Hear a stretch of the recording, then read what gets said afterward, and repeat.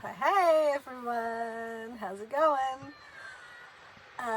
It's a beautiful day here. I'm out at Rabbit Island, the ocean behind me, and yeah, lovely autumn day, and lots of people chilling on the beach having picnics and barbecues. Yeah, and I was just thinking today, went for a bike ride, and oh god, I need to stop moving. I was thinking about the times when you think your yes, following your yes, doesn't look quite so yesish, or quite so good, when it looks like it's going to custard, but really everything's under control. You've got to trust. And I was thinking of this because when 4 weeks before I set off to travel around the world, wherever I was going to go, I knew my first stop was going to be America, specifically Oregon, and it's a story in itself how I chose Oregon. Extremely random. But 4 weeks before I was due to leave, I had surgery on my hand for carpal tunnel. Those of you who follow me from my Stray Cat Socks page would have seen pictures I put up. It was pretty crazy surgery. Yeah, it was. No, I naively thought, 4 weeks, I'll be fine in 4 weeks. My hand will be fine. Yeah, I can hop on a plane and travel around the world. But it got to be 2 nights before I was going to leave, and I just had a bit of a major wobble and a bit of a. Yeah, and I was like, because I realised my hand was not healing properly. It was fused like this. I literally couldn't straighten it. And it was still extremely painful, and I couldn't sleep properly because of the pain. But the worst thing was that it was just seized up. I had no range of movement anymore, and I had massive scar tissue and lumps. A big lump here. Especially where my wrist bends, it was just swollen and big, and yeah. So 2 days before I was going to leave, I messaged the surgeon, and I emailed him saying, hi, I never had a follow-up appointment with you or anyone to do with your surgery. I had private insurance, so it was a private surgery, and I'm not sure if my hand is healing right because I'm unable to move it, and I am heading to America in 2 days' time, and I'm a bit concerned. He emailed straight back, well, you should have had a consultation before this, if you're concerned about it. And he goes, well, it's too late now. I can't do anything about it, and you're going to have to find a hand specialist to help you try and sort out how to get some movement back in your hand. And I was like, oh my God, what have I done? Like, fuck. So had a meltdown, and I'm like, okay, I still have to go. I bought my ticket. Everything's ready to go. So I got on the plane, a nighttime flight to America. Another little side story. Bonnie and Jonas dropped me at the airport, and it was a late flight, like 11 at night, which is a good time to fly. And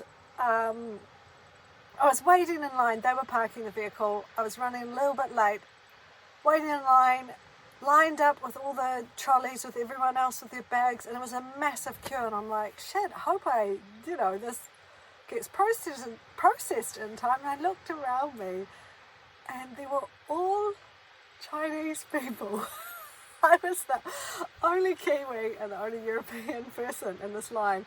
And I looked up, and it said China Air. And I'm like, shit, I'm in the wrong line. I'm supposed to be flying to America. Rushed over to the right one and managed to get on board fine. So, okay, that was another little, got on the flight and sat down, and next this really nice youngish girl. She seemed young. She was older than what I thought. And she was from Canada, and she was returning back home, and she didn't really want to go back home. She'd been in New Zealand for a year, and her visa had run out. And we got talking, and she looked and she saw my hand, and I told her what had happened, and I said I was really concerned that I am no longer able to move it and I'm in a lot of pain. And she goes, oh, I am actually a surgeon in Canada and I specialise in injuries for athletes who have done really specific injuries or need repairs. And she goes, I know exactly what to do. And she got my hand and she goes, these are the exercises you need to do. And she showed me a string of exercises. And then she's like, and I've got some painkillers. Would you like one? I'm like, sweet. So, and straight away I'm like, okay, everything's going to be fine. I'm heading in the right direction. My yes is going okay, even though it appeared wobbly, but we're heading in the right direction. And then another long story of how I ended up in Oregon. But, yeah. Shall I say that this time? Oh, God. No, I'm going to leave it. So, I ended up... before I left New Zealand, I thought, okay, I'm going to do a little bit of woofing or helpex when I get to America, just as a way to connect in with people and, yeah, rather than just randomly traveling around. And so my direction was Oregon, so I saw on helpex that this older couple, and she was in her 70s, he was in his 80s, wanted someone to come and help at their place just outside this little town on the coast, Pacific Coast Highway. And I'm like, sweet. And I emailed her and she goes, yes, we'd love to have you. And I sort of said to her, look, my hand's a bit bung. Is it a location? Yes, it's fine. We'll fix you while you're here. And little did I know what that meant. So I arrived at this house. It was lovely. It was lovely. Lots of dogs. She rescues and fosters dogs and animals, and so it was all this craziness and dog smell and dog hair and yeah. And then she said, well, we grow medicinal marijuana and we have been doing it for years and now it's actually finally legal, but this is what we specialise in. So she's like, right, I'll sort you out with your hands. So she made me a balm which had a lot of CBD oil in it, as well as THC oil as well, like a healing balm. And she said, just apply it as much and as often as you like. And it was incredible. The second day after using it, I noticed the swelling was beginning to go down. The pain definitely was a lot better. And it was magic balm. And this was another place I was meant to be, even though at the time it felt slightly crazy.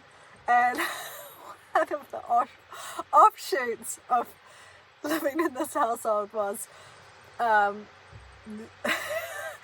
everything was infused with weed, so you had to be really careful.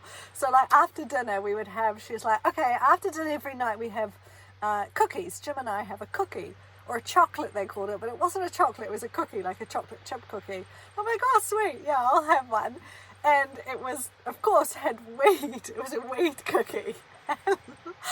Oh my God, I have never been as high in my life and as consistently as my 1 week in this household. Oh my God. And then she makes soap, normal soap and special soaps as well. And she said one night, I'm trying out a face cream as well, like an anti-aging one. Would you like to try it out with me? And I'm like, okay. But she had also infused it with oils, CBD oils and THC oils. And me not thinking, so I had a shower at night and your pores are all open from having a shower and the steam, and then put the cream on, go to bed. I'd already had a cookie. I lie down and I'm like, oh my God, the whole room was moving and it was crazy. I slept really well. But also another night I was like, okay, I'm supposed to be working 4 hours a day. That's what happens when you do helpex. And she just wouldn't let me do anything to help. I would help make soaps, and she's like, no, I just want you to come with me when I visit my friends. So I spent a week socializing, And oh boy, it was an eye-opener. My God. Of a slice of American life. And yeah, it was amazing. She had a big heart. But one night I'm like, right, I'm going to make dinner. And she's like, well, we're not that hungry. So I said, okay, I'll do pancakes. And they're like, sweet, great. So I made these pancakes, a massive stack. And she's like, oh, I've got some special maple syrup. So we had pancakes with special maple syrup and sat down like they do, because it's in America. You sit down and have your meal on your lap in front of TV. And we're sitting there, finished up. I did the dishes, sat back down, and Jim, her husband, was like, I think I'm just going to go to bed. And she's like, but it's only 7 o'clock, Jim. And he's like, just feeling a bit weird. And he gets up, he goes to bed. And we stay up watching some program till 10 o'clock. Get up, and I'm feeling a little bit odd. I have a shower, and then I lie down in bed, and I close my eyes. And the whole room just lights up, and I am having visuals. I have never had visuals on weed before with this special maple syrup. It was the craziest night and the craziest night's sleep. I was drifting onto other planets. Like, who would have thought? Here I am. Welcome to America. I'm at this house with these retired people. And yeah, God, but my hand got healed. It was incredible. This magic cream was exactly what I needed at that time, as well as doing the exercises. It was like, this is what I needed. The universe knew.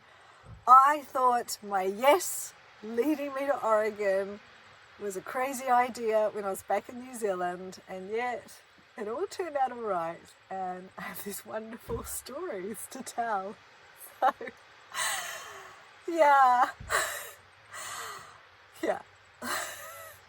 Moral of the story is, you've got to trust. You've got to trust that the universe is taking care of you, that the source is taking care of you, no matter how crazy it seems. Just sit back and go for the crazy psychedelic ride. Yeah. Ciao.